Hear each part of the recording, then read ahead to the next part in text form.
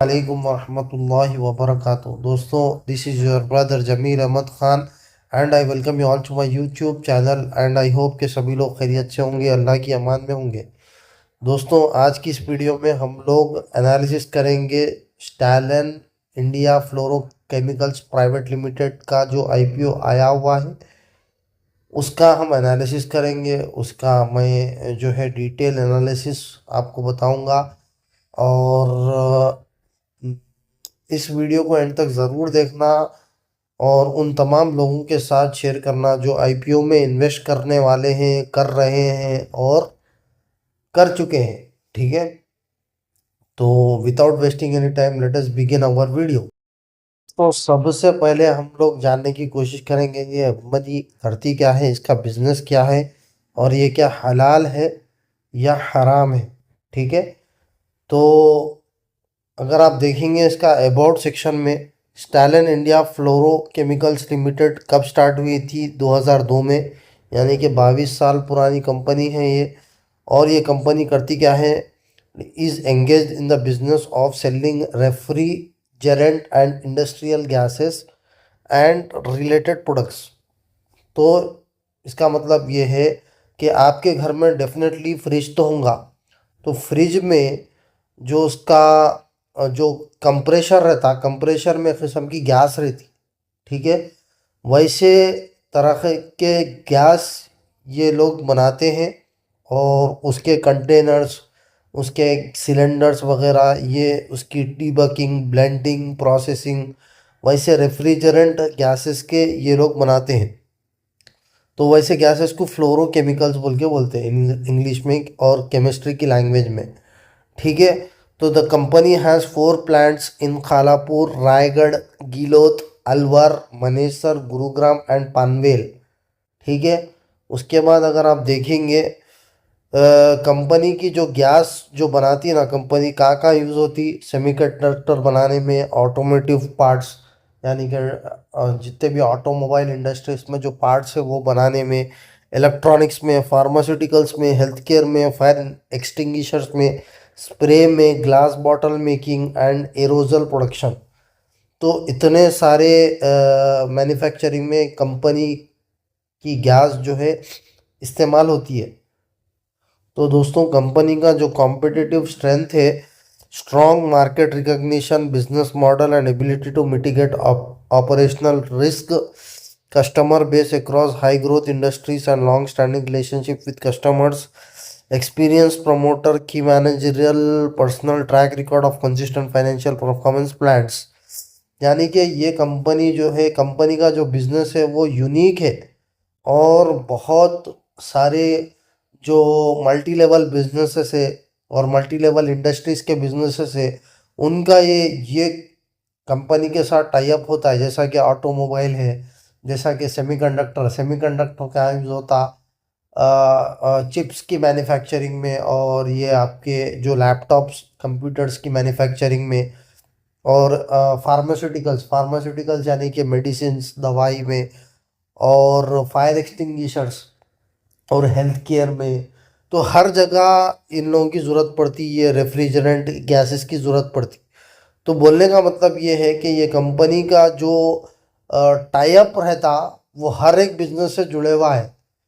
तो हर बिजनेस, हर सेक्टर की जो कंपनी है, इन लोगों से ये रेफ्रिजरेंट गैस और फ्लोरोकेमिकल खरीदती है।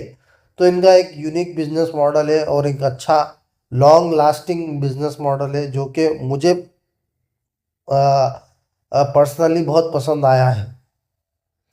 तो अगर मैं बोलूँ कि बिजनेस पॉइंट ऑफ व्यू से ये एक हलाल बिजनेस है। और डेट टू इक्विटी अगर आप देखेंगे तो 0.55 है। तो शरिया कंप्लाइंट ये स्टॉक है। तो इसमें इसमें एज ए मुस्लिम अपन जो है इस आईपीओ में definitely we can go with this IPO and we can invest in this IPO. ठीक है, अब आते हैं आईपीओ के डिटेल्स पे। अगर आईपीओ ओपन हो चुका है और 20 जनवरी को क्लोज भी हो जाएगा और आपको अलॉटमेंट और रिफंड्स आपको 22 जनवरी को मिल जाएंगे और लिस्टिंग इसका होगा 23 जनवरी 2025 को। और इसका जो प्राइस बैंड है वो 85 टू 90 रुपीज़ पर शेयर है और एक लॉट में आपको 165 शेयर्स मिलेंगे। और इसका इश्यू साइज है 199 करोड़ का और फ्रेश इश्यू है 160 करोड़ का और ऑफर पर सेल है 38 करोड़ का। यानी कि 199 में से 160 करोड़ जो है कंपनी को जाएंगे और सिर्फ 38%, सॉरी 38 करोड़ जो है प्रमोटर्स लेके जाएगा अपने घर को। और ये जो है बीएसई और एनएसई दो स्टॉक एक्सचेंजेस में भी ये लिस्ट होगा। अब आते हैं कंपनी के फंडामेंटल्स पे। अगर आप देखेंगे कंपनी के फाइनेंशियल्स तो पिछले मार्च 2 साल पहले मार्च 2022 से 2024 माशाल्लाह से अच्छी खासी एसेट्स में बढ़त हुई है। तकरीबन 200% की ग्रोथ हमको एसेट्स में मिली है। रेवेन्यू 186 से 236, इसमें जो है उतना ग्रोथ नहीं आया जितना कि आना चाहिए और प्रॉफिट भी जो है इनस्टेबल दिख रहा है।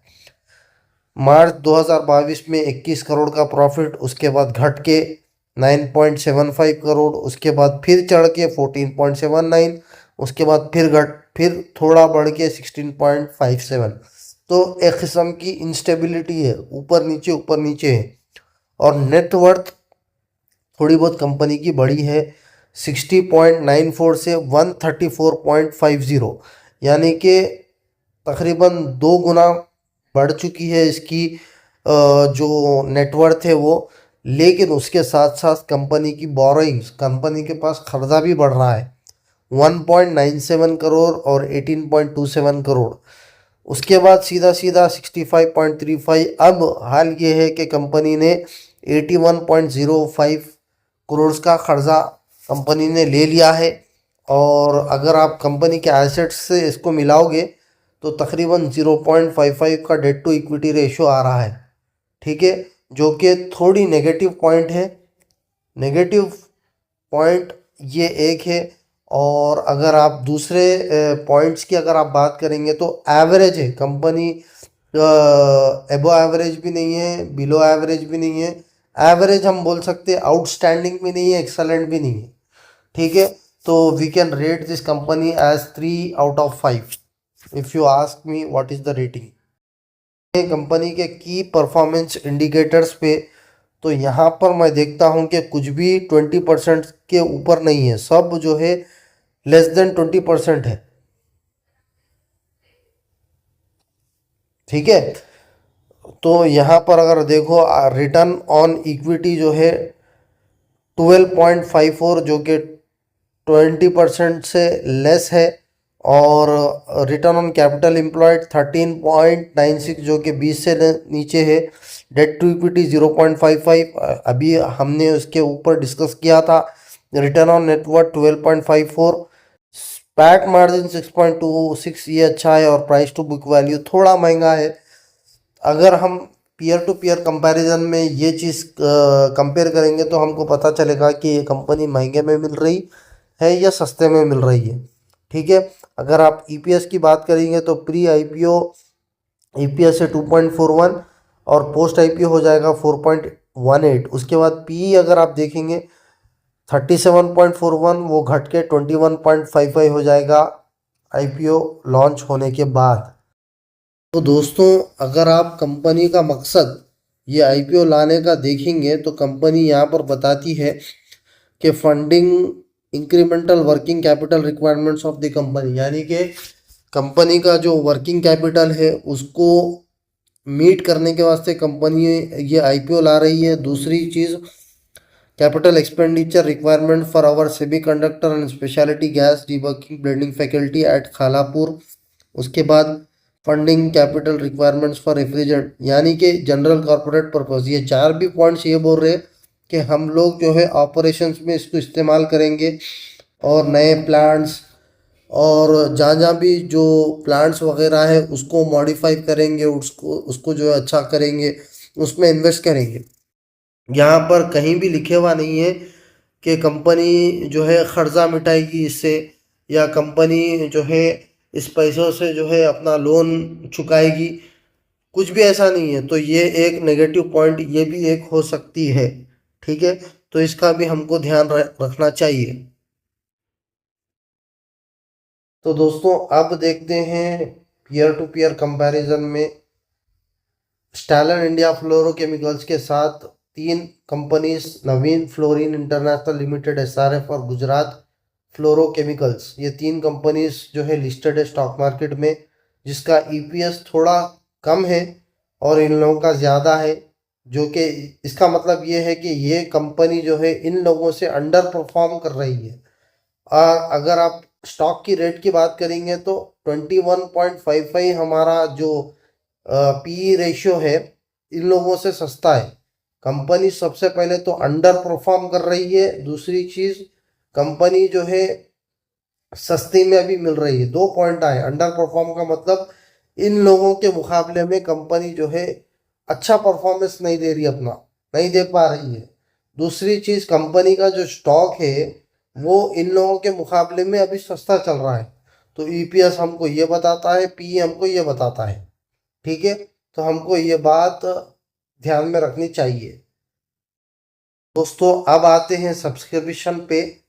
अगर आप देखेंगे Jan 20 तक इसकी डेट है, तो अभी और 2 दिन बाकी है। आज क्या है, Jan 17 है, मैं रिकॉर्ड कर रहा हूँ तो और 2 दिन बाकी है।